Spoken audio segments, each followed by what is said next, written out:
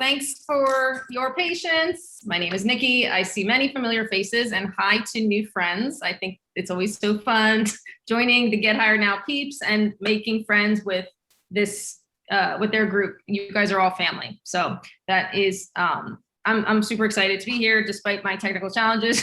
Today has been quite the day with that. But yeah, anyway, I'm a recruiter at Facebook. Most of you know I work at Facebook. I've been here for 3.5 years. And before that, I recruited for nonprofits and startups and agencies and lots of different things. So but I've been coaching, doing career coaching and mindset coaching for the last 6 or so years on the side as a side hustle. And I'm really passionate about helping people break into I will just say the next level version of you. So not your dream job, not your, like the next career thing for your resume. I really love helping people use the job search as a time period and a strategy and a way for up-leveling your whole life, for expanding your network, but not just your network, for expanding your soul family, for making new lifelong potential friends while you're doing the whole job search thing. So very much aligned with the Get Hired Now mission, with their program, and also their community that they build is always amazing. And just the methodology and the ethos, it's all about helping each other. That's what, to me, any big life changes, you need to rely on your network. It takes a village. It truly takes a village to not just land a job, but especially to land a dream job. So that's why I love partnering with these folks. So we're gonna dive right in. If you wanna share the screen, Nick. This is going to be, if you have followed me for a bit or you know me, you may find some tips that you've heard already, but I'm going to dive even deeper into some of it today. Again, the job search is it's so much mindset. It's just like if you started a business. People think if you start a business, you need all this business acumen and training. No, running a business is 99% mindset and 1% actual business strategy, knowledge, financial, knowledge and all that stuff. It's everything worth doing. It really comes down to your mindset. I actually just heard this quote by this guy he was talking about people that are financially well off or just like financially independent, let's say. He said, I've never known any wealthy person that didn't have the most rock solid mindset. Like you can't acquire wealth. You can't acquire like success, whatever that looks like for you, without doing the mindset work, without doing personal development. So we're going to get into some of that stuff too, but I want to talk about 5 roadblocks keeping you from your FANG dream job offer. Everybody wants to get into FANG, right? Like Facebook, Amazon, Google, all these things. This is like, the upper echelon tier of, the companies out there. These are very well-known household brands. And somehow, some way, it's become like the main moonshot for people of companies that they want to work for. And everybody thinks that there's like a lot of secrets and it's like a very like mysterious thing getting into these top companies, yet everybody wants to do it. So I want to try to help make it a little more clear for you. I want you to know what's keeping you from your job offer from what I see by being on the inside and then also through coaching and mindset work and stuff. So next slide, please. Okay, so we're calling this this whole night tonight, let's say a mindset reset. And this is just my personal take on roadblocks. And you guys can tell me. First of all, I'd love if you put it in the chat too. 2 things. One is, what do you think the roadblocks are? Like just intuitively, what comes up for you? I know a lot of you have been in process with Facebooks and Googles and stuff already because I know some of you. So what do you think are the roadblocks? Zuckerberg himself. Okay, sure. What do you think is holding you back from getting in? Do you think it's timing? Do you think it's luck? Do you think it's a skill gap? Do you think it's something mindset wise? Tech Vision Round is a killer. Hi, friend. Yes, Tech Vision Round is no joke. I hear you. Skill gap, communicating experiences, interviewing. Like, is it literally just interviewing? Self-doubt. Allison, hey girl. Yes, that's a thing. For sure. So 2% approval, or is it volume? Is it the ATS system? Like there's just a million things it could be. but I want you guys to know and to walk away from this really kind of feeling like a little bit more in control of the situation. So, did I lose you? We're here. Oh, you guys are not on my screen anymore. I don't know why. Totally lost you, but if you can hear me, then we're all good. You can still hear me, right? Yes. Okay, so weird because the Zoom's just totally disappeared now. But it is what it is. Okay, so and also another question that I had is, when you hear the word roadblock, do you feel that the word roadblock is a negative or is it a positive? Because this is another mindset reset that you can have. To me, when I think of roadblock, I think A, it's a reality check, and B, it's a growth opportunity. If something is in your way when you are trying to achieve a goal or just trying to working toward anything in life, you have a roadblock. For me, is really an opportunity. It's just like for my own mindset work or my own relationship world that I'm in with my partner and different things that I go through.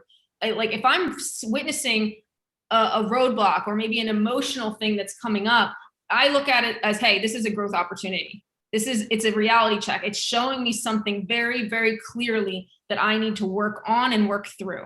So that's how I really hope that you see some of these roadblocks, guys. These are things that it's showing you opportunities where you can up level. Okay, next slide. So I don't know if you've done that, but I'm just going to assume you have. Jesus. So roadblock number one is that you want it too bad. This is probably one of the biggest things. And I'm going to talk about energy. Hey, I always talk about energy. I'm a certified energy healer. I believe everything is energy, including my inability to get on Zoom tonight. I believe my energy is doing all kinds of upgrades right now. And we have with that, tech issues in my home. So anyway, energy. This means different things to different people. But we can all understand the dating analogies that if you want somebody so much and you put off desperate energetic vibes, they feel it, right? When you do that with Facebook and or Google or whatever, and you're so obsessed with something, you put off that frequency, you put off that energy. The biggest thing that you want to do is move into, if you notice that you are in one of these categories of, if I don't get FANG, I'll die, or I need this job, it will be a career game changer. This is the mindset work. This is all the stuff that's behind the curtain of your own mind, of like, why do you really want it? Why do you want this so much?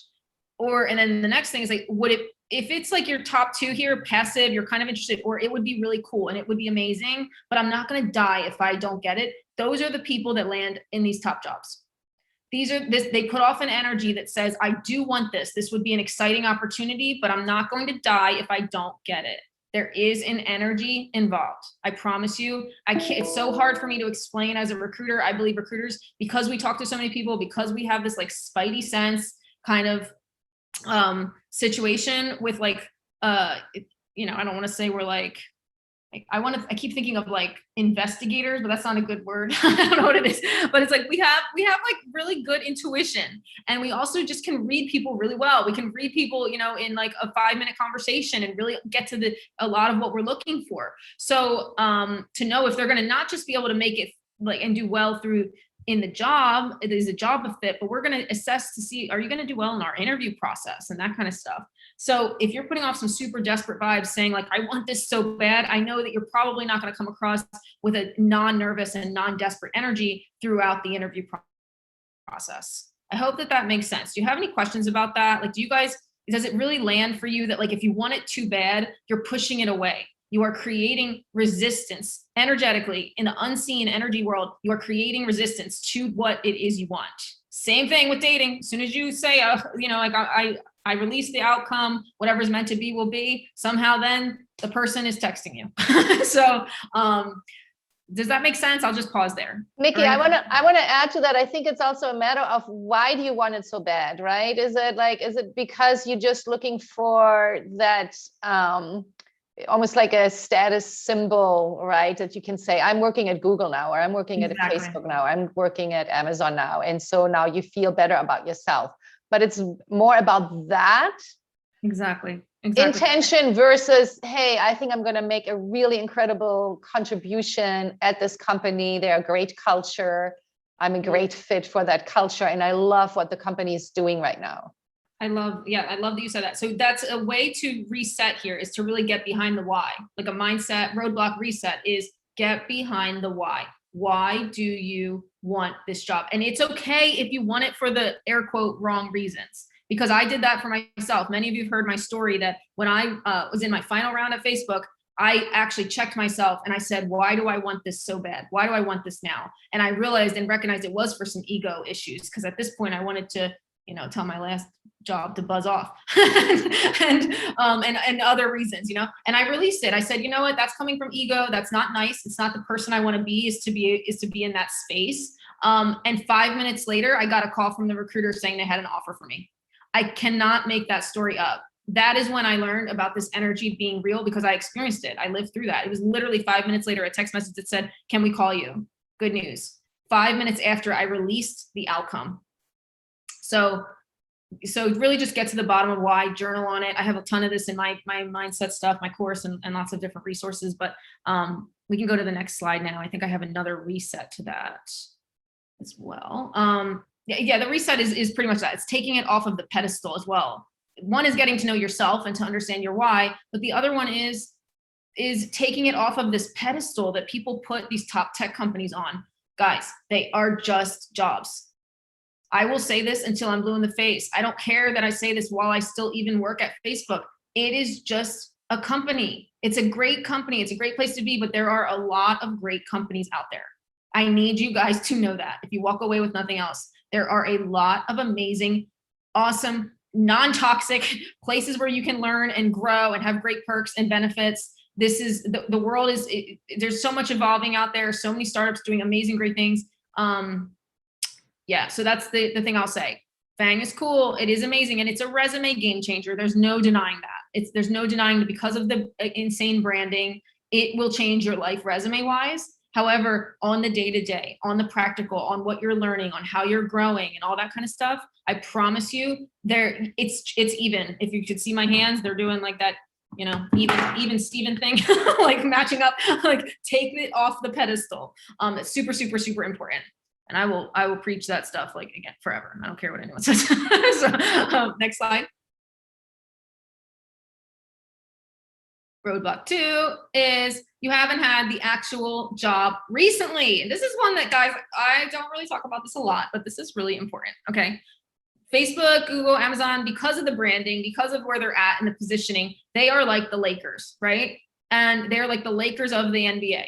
I always use the Lakers and the NBA because I don't even know sports, but I know that they are pretty good. So Ron's like rolling over and like cringing at me because you guys are LA. But that's exactly what I was thinking. I'm like, I'm glad you picked the LA Lakers team. I mean, I don't know sports, but like they seem pretty good, right? So the Lakers doesn't recruit. They don't recruit for potential.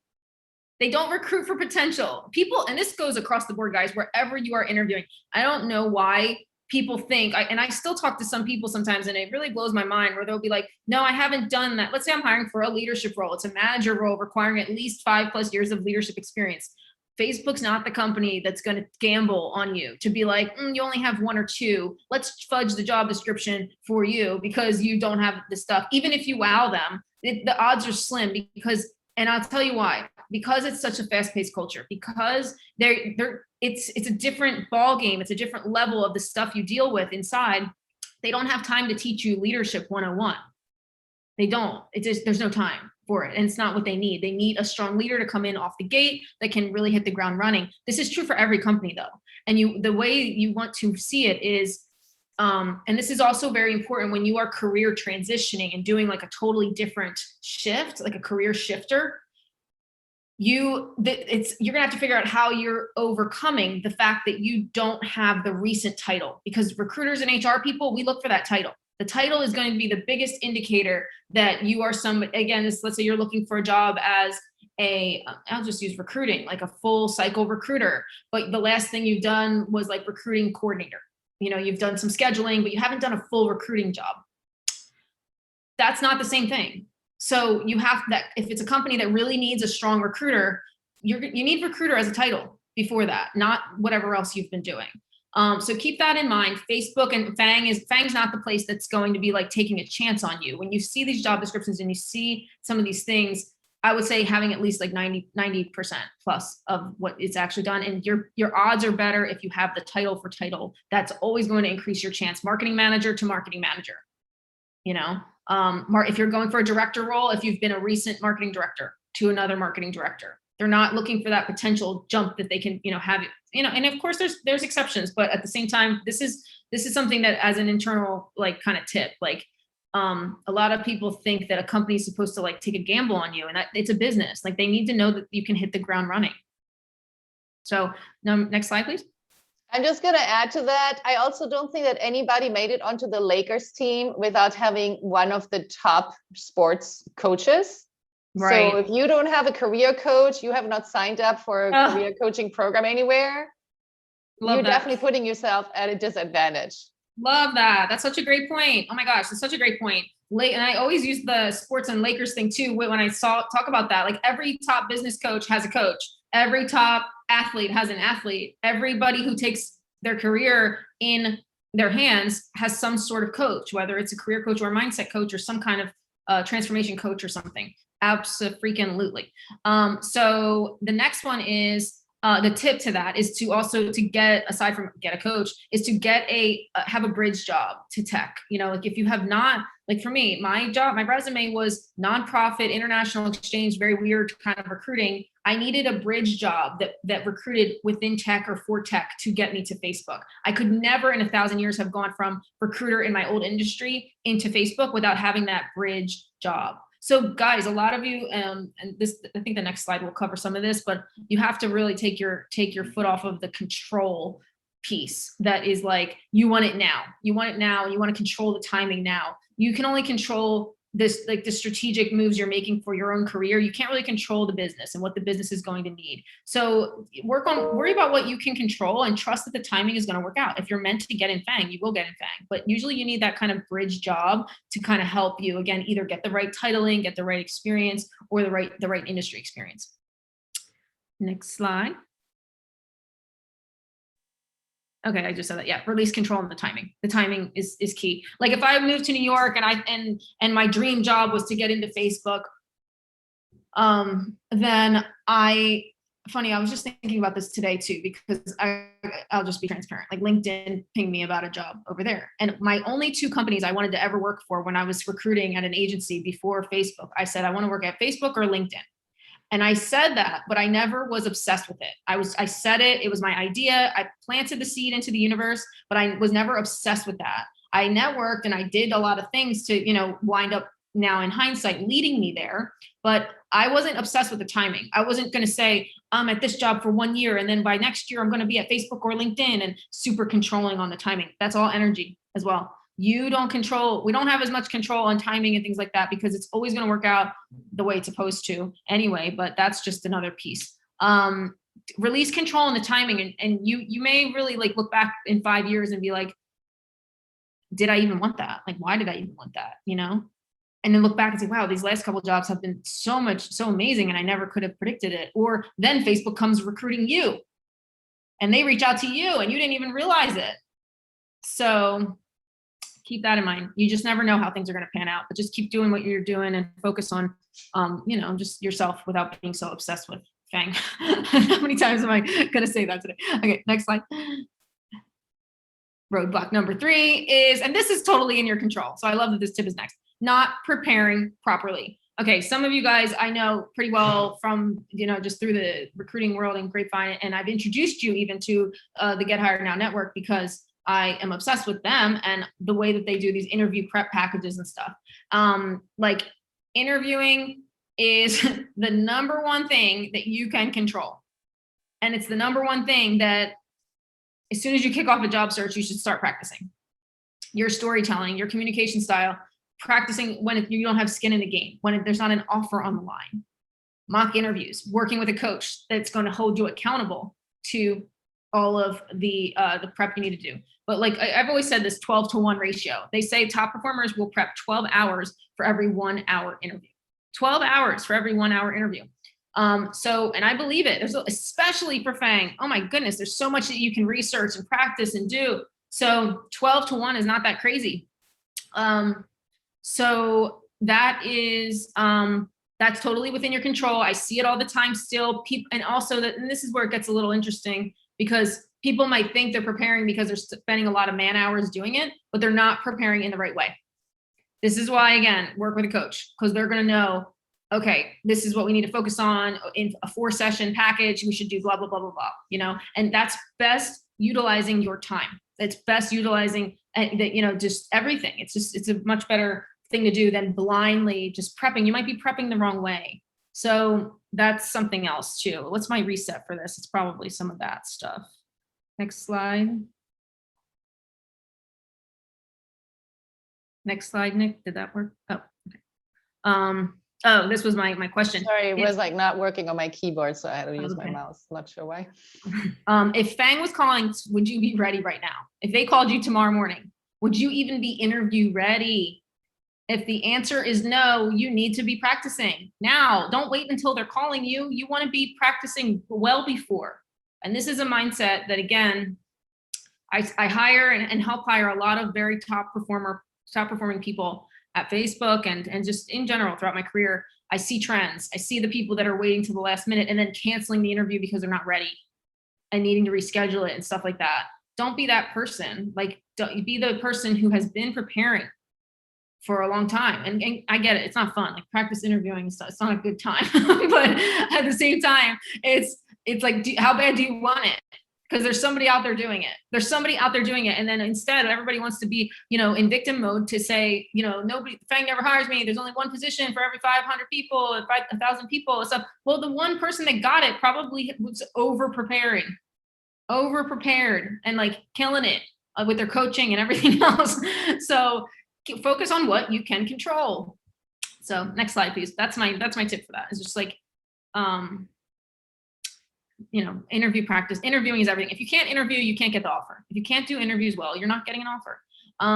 So roadblock number 4. Oh, we did talk about this. You want it for the wrong reasons, and we can tell. We kind of touched on that. If you want it, again, we can tell who wants the job for the. And again, I'm saying wrong and right. It's subjective. We all have different, you know, like kind of philosophies on things, but most companies want to hire the person who's really jazzed to do the role itself, not to be like, I work at Facebook, you know? So keep that in mind. And we can really kind of tell, and that definitely is going to come up throughout the interviews, especially for senior roles, senior leadership roles and stuff like that. Do you want this because you are really excited for the impact that this product is going to have on the world? Do you want this because you really want to help this team, which is struggling, start growing into, you know, this like top performing team that is, you know, killing it and stuff like that. It's like, basically, why do you want it? Really get honest with yourself. Next slide, please. I think that we did kind of talk about it, but get honest with yourself about your values. And if you're not honest with yourself, like when these questions do come up, you're not going to know what to say. You really won't. You can't say the rehearsed cookie cutter answers for Facebook. They see it and hear this stuff all the time. So you want to really bring honesty and authenticity and integrity to your interviews. It's so important. How do you do that? You get to know yourself and you practice interviewing like crazy, because then you are really getting to kind of the core of being able to be honest and have integrity in those interviews. You're not like wondering. You've already really gotten to know yourself and you've practiced telling the stories already. So that's a reset for that one. Next slide. This is the biggest one. This is the huge one, guys. You don't believe you are worthy of the role. Number 5, you don't believe you are worthy of the role. If you don't feel worthy of the role, again, it's something that energetically we can just kind of, it's not even, this one's not even on us. I believe this is you and God, or you and the universe, or whatever you believe in. We always are getting that which we are a match for. If you goes with the law of attraction. If you've ever seen The Secret, if you've ever seen, if you believe in energy, kind of stuff, or if you've just, I don't know, if you're into that stuff, or, but think about, I don't know how to explain this in a way that doesn't sound super woo woo. I'm trying, but it's really hard. So, let's just, guys, worthiness is a big mindset block. Every good mindset coach, and I'm talking coaches that coach like millionaires that I know really, really intimately and well, they, 7 and 8 figure business owners and such, they start with the worthiness all the time. Like it's one of the biggest mindset things, because with worthiness within your subconscious mind and your energy body, everything about you, if you feel unworthy of something, you might call it in, but you're not going to keep it. You're not going to keep it, because again, we're only attracting what is in our likeness. Like, what is a perfect match? So if I don't feel worthy of the good relationship, the top tech company job, or even let's just say money and wealth, there's a lot of money mindset. If you don't feel worthy of wealth, you're not going to maintain wealth. You might, again, even call some money in, but you'll lose it. Why do lottery winners win $1 million and then they're broke a year later? It has nothing to do with spending habits. It has nothing to do with spending habits. It has to do with they haven't matched the frequency that a 7-figure earner would need to have and gotten through all the mindset blocks around feeling worthy of it and such. And that's why they will lose it, because their worthiness is actually rooted in much lower frequencies and stuff around poverty and such. There's a lot of work around that they actually gets, the mindset stuff gets really, really deep, as well as the energy stuff, but I'll leave it at that. This is a really big block. This is a really big block for a lot of people. Like, I could work on somebody one-on-one on worthiness for just 10 sessions. And this is it. I swear, it's insane. Because when you keep digging and digging and digging into the onion, like behind the curtain or an onion layers, it goes very deep into like childhood and lots of other stuff. But when you really crack it and you really get to this root and you really start feeling worthy of more, of a better life, and it doesn't have to be super intensive, guys. I don't want to scare you with that either. It doesn't have to be super intense. You could literally just pick up a journal tonight and journal around, like, do I feel worthy of a Facebook job or a Google job? And just see what comes up. It doesn't always have to be super, super intense, but be honest with yourself around that. Like, do you think that you're getting the interview because it's a fluke? Because a lot of candidates I talk to, I can tell that they think this is just like some random mistake that I'm calling, or that they're like, who, me? Because of the branding, because we've been all tricked to think that these jobs are, they hung the moon. So because of that, I can tell when they don't really feel worthy of it. They feel like it's a mistake, or that they are, they're just kind of crossing their fingers and hoping luck, that it kind of works out. But deep down, they don't even believe in their own background and stuff. They don't really even feel worthy of that kind of deep job or better job. Can we go to the next slide, please, for the reset? Because I feel like the reset for this one, dig into the deep mindset work and then build your confidence around that. Worthiness is linked to confidence too. When you can build your confidence muscles, which confidence is very much, I believe, earned, and it's very much, you decide that you're going to get confident. You don't just wake up out of the womb and you're a confident person. It's a decision to say, I'm going to become more confident. And then you work towards it and you practice things you need to do to get more confident in whatever industry or field, or if it's public speaking or whatever it is, you will find the opportunities to gain confidence in that area. But dig into the mindset work around worthiness, guys. And I do want to finish with this. I think I'm just about done here. Let me see. Can we do the next slide? I think I did add some slides on my end, but you won't have those on your side, but it's okay. Would I hire me? The question for that is, would I hire me? If you wouldn't buy what you're selling, the company is not going to buy it either, okay? So if you wouldn't buy what you're selling, which is you, during the interview process, if you wouldn't buy it, the company won't either.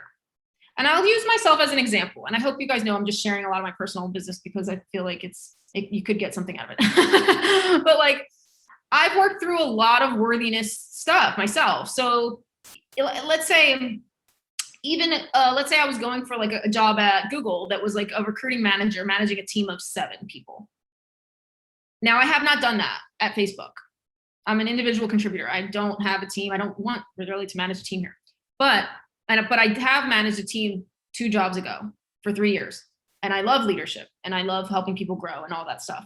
So I do feel worthy of a leadership role because in my own confidence, I am a leader. So if I were interviewing at Google, I would definitely figure out how to sell that in a way that I could at least answer yes to this question. Would I hire me? Yes. Yes, I would. Now, they may say, hell no, you haven't done it in a million years. So they might say, no, you're not actually a fit for this. And I'd have to say, no problem, it's not the right thing. But if you wouldn't buy what you're selling, the company won't either. So just ask yourself, would I hire me for this role? Am I actually a fit? Am I really going to bring enough to the table based on what I know about the role so far? And usually you don't really even know so much about the role until you're really even into the process too. So that's another thing. Next slide. Oh, I do have, so that's, yeah, that's where you guys can find me if anyone's new here. Monday night mindset coaching. I have a whole new lineup and lots of new fun stuff coming this summer for Monday nights, free coaching on Zoom, 7 p.m. Eastern time. And then that's info to my course, which is up now as well with an introductory rate too, and lots of other stuff on my website, meditations and different things. But we can close this down now. And I do just want to kind of finish with a little rant about the worthiness thing, if you don't mind. Okay. Oh, hi. Now I can see you guys. I also want to leave a few minutes for question and answers because I saw a couple of questions there in the chat. Cool. And I just wanted to add to, I love your Monday mindset. So I recommend it. If any of you guys have not checked it out, definitely go to Niki's Monday mindset. We at Get Hired Now, in partnership with Niki, are also doing an interview prep boot camp. I have 10 slots open for next week. If you're interested in starting this like ASAP, we're making it available at a special friendship price. If you were on our class tonight, connect with me on LinkedIn. I'm going to put my link here in a minute, and just message me on LinkedIn. That's probably the easiest way to get the information ASAP. I'm so excited about this, to partner more with you guys on interview prep and stuff. It's like so important. And yeah, friends and family prices and such too. So take her up on that. So one thing I just want to close with on the worthiness piece, guys.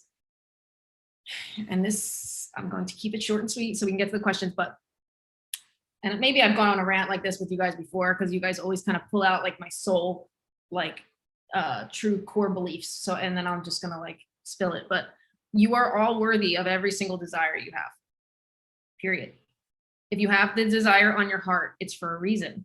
I believe God, universe, source, spirit, or just yourself, you wouldn't have the desire if it wasn't, especially when it's an ongoing kind of longing or like an ongoing like thing, you wouldn't have the desire if it wasn't meant to be there, either to explore, to dive deeper into, or to make it a reality. Like, you are the creator. You are the creator of your life. So when we get into coaching and we get into career coaching and mindset coaching, like I said, it's about up-leveling your mindset so that you can really understand, again, any roadblock is a blessing. A roadblock is a blessing that you have faced, because it's an opportunity for you to work on yourself more, for you to get to know yourself more and better. It's a job. You can look at a job search as this is just getting a job, but like, the market is tough. It's really competitive. If you want a really good job, you got to get to know yourself as much as you get to know these companies. So, but I just want to say, you are worthy of whatever it is you desire.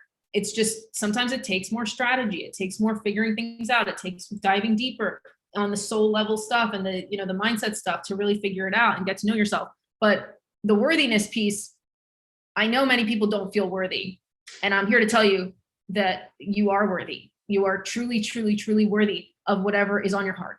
And that makes me cry, because as a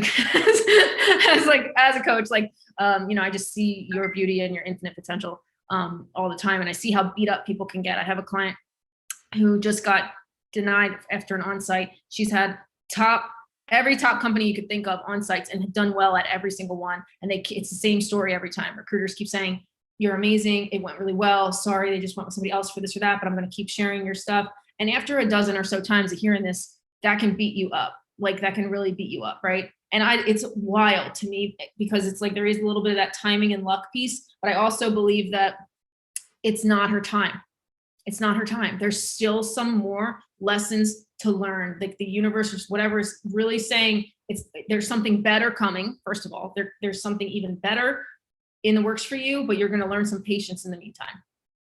So I hope that helps just with any, like if you're feeling discouraged. I know a lot of you here have been in process with Facebooks and Googles and stuff, and it's discouraging because you just get so invested in it and you want it so badly, but you like the patience piece, the lessons behind the scenes or up above or whatever you believe in. I don't know, but trust me when I say there's always there's more going on, and just try to like really root in the gratitude for all of the experience. For the roadblocks are opportunities and they're blessings to up level your human experience here. It's not just about jobs anymore. End rant. What questions do we have? Let me jump in real fast, and I apologize in it, and I'll just take a sliver. So worthiness, I actually went through a workshop where that was a big unfolding for me as well, because we can imagine we want things in life, but if our internal child's software, that internal being, doesn't believe they're worthy, we repel opportunities physically, spiritually, mentally, all of the things that go on. And so we actually self-sabotage based on not feeling we're worthy, and we don't even know we're doing it. And so there's a lot of work to be done. This is another really big reason why you should invest in this coaching at this stage of your life and your careers.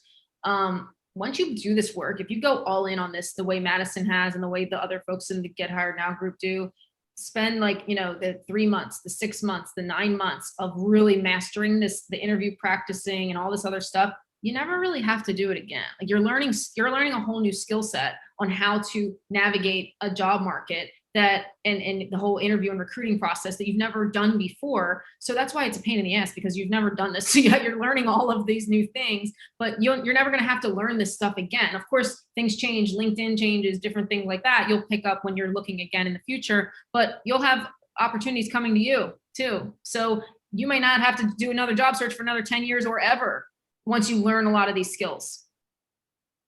So Niki, we had somebody in the chat here, actually 2 people sort of with a similar question, and the question that Santosh and Aditi, I hope I say the name right, had is, what if you don't have the job title in the previous work experience, but you do have experience in the tasks outlined by the job description? Yeah. What would you say to that? I am a big fan. Is this off the record? We'll just cut this out of the recording. No, I'm a big fan of changing your titles to match, just like you would on LinkedIn, to match the keywords and match stuff so that people can find you. And again, I lived that from experience. I was a program manager with a nonprofit, but I was doing recruiting. I was doing internet. I was doing sales. I was doing business. I was doing a ton of things. I worked with the State Department as a partnership, like government stuff. Like it was so comprehensive, but then my program manager title didn't tell a new job what I needed it to. So I had to change it for every job. I had to say recruitment manager, or because I was managing a team also. So I had to constantly tweak my title to match what that company was looking for, so that you don't want to have question marks. If you have a question mark, the recruiter's going to be like, okay, next, I have to figure out, I'm going to have to keep going. So if you can change it within reason. For sure, you want to change it on the resume that you send in. If you send it into the recruiter or apply on it online, we, with our career transformation program, actually have an ATS coach who actually is on our call tonight. Maybe Keith, you want to speak to that if you're still with us? Keith Juris? I'm still with everybody. Hi, So Keith. the company titles are very weird things that end up going on, and functional titles are very accurate. A lot of the ATS systems will actually weed out a lot of people if their current title doesn't match closely to what their title is they're applying for. And I mean, your functional title is a project manager, but your company calls you a principal systems advisor. I mean, nobody really knows what a principal systems advisor is. Exactly. You're an engineering project manager by practice. To get past that ATS, a functional title will work to get you through the door and the opening, and then you can work on everything else from there. So we say your resume is not a Wikipedia page of what you've done. It is a marketing piece for you to get an interview. You're doing the right things, because let's say that role is getting 500 applications. As from an insider view of it, you're getting to the top of the 20 or so. And I'm just using that as a kind of guesstimate, but like you're getting yourself into the top 20-ish resumes. And the referral process is guaranteeing for these big companies that a recruiter is going to review it, because it goes straight to us to say, this referral came in, check it out. Now, it doesn't guarantee you an interview. It just definitely increases your odds. It really increases your odds by, like, I don't know, like, I'm not a math person, but let's just say like 80%. I just literally made up the number, but because it's like you have, there's so many, like the other, like if I were to just paint a picture of like an ATS system, not just at Facebook, but in general, these applications are coming in from the websites and stuff. Let's say there's 500 in there. We're so busy that like, I may not look into that application for a week or two or longer, let's say. With that referral, I have to within 24 hours. There's a timeline on it, 24, 48 hours or something, that recruiters are, because we want to treat our referrals, it's a friend of a friend or someone, we want to, you know, show that respect to get back to people pretty quickly. So that's why it's putting you at like, we've got to review it. And we also, the application process, I might find you in there when I'm sitting down to actually source and recruit from the job pool. I might find a DTs and pull it and say, oh, she looks like a good fit, but weeks could go by and maybe then I miss it. So it does help for sure. And also messaging the recruiter on LinkedIn when you can figure out who the recruiter is. This is all part of the networking strategy to say which recruiters, if Facebook has 1 million recruiters, Google has 1 million recruiters, which recruiter is working on that role, and then becoming friends with that or networking with that recruiter so that you can let them know, hey, I applied to this role, send your resume via LinkedIn. Here's why I feel like I'm a great fit for it. Here's the link to the role from your website, putting all those things on there. That way they can also quickly scan it, see it, and check you out. These are other things that increase your odds if you don't have a referral. It's much easier with small companies because you can, you know, usually look and see like they have like 3 recruiters and just message all 3 of them. Yeah, I hope that helps. Like, it doesn't guarantee an interview. A lot of people get discouraged because they kind of just assume that, and I feel like, and I could be wrong here, but I feel like it used to be like much bigger, but now everybody's so hip to the referral game that like, it's not as like back in the day, only the top performers knew to get the referrals. It was like the NYU business school people and the Harvard MBA, like people, they knew that like referrals were the way. And then even in my tenure at Facebook, it's been 3-ish years. I feel like referrals are even after COVID, like just insane amount of referrals coming in for each role too. So people are kind of hip to it. It still really helps, but it just doesn't guarantee anything. And I think you need to also have a strategy. Like just a referral is not going to help. It's just like the Lakers player, you know, they have a game plan. They have a strategy for each play that they have, right? So you can't just stop at, oh, I got the referral. That's great. That's definitely the first step. But just like Niki said, you need to have the follow-up strategy. You need to have a timeline. You need to know what is the next thing that you need to do for them to actually get back to you. So having a career coach that sort of can navigate that or help you navigate that, I think it would be, you know, advantageous as well. Yeah. Yeah. Let me also jump in and say that we did a series with Niki and one of our other FANG Amazon recruiters on how to partner with internal recruiters as well. Because if you learn how to partner with someone who's internally working on it, even through a referral, figure out who the recruiter is, and you start figuring out how to really partner with that person, the sooner they can get that job closed, the easier it will be that they please that hiring manager. And so there's a strategy to really figure out how to partner with the internal recruiters. We've done a few on that. And, you know, Niki, your job salon content and kind of basic work we're doing, we're going to do a workshop. I'm saying this the 3rd time. We're going to do a workshop because all of this stuff, you know, one of the things that doesn't happen, there are no formal courses in college and MBA programs, et cetera, that teach these little nuances. And, you know, we have a lot of advanced degree people and a lot of very successful people in our program. This little micro MBA and interacting and really doing that work, it's the short game. I've played golf a few times in my life very poorly, and I can say, if you get out on the golf range and you're actually swinging that thing and you know what the heck you're doing, it takes a lot of time. But if you're actually with someone who can give you a few ideas on how to really make it work, that's when the game gets shorter. There's a saying, what's it, drive off the putting green. If anybody have ever seen Tiger Woods or any of the players, they drive, off the putting green, but it's that small game I'm sorry, they drive off the driving range. It's the small putting green where the grass and there's curves and dips and so forth. You can't see it with the TV cameras, but if you hit your ball this way and it goes that way and the hole is this way, that's not the way to hit your ball. You actually have to hit your ball a different way in order for it to come into the hole.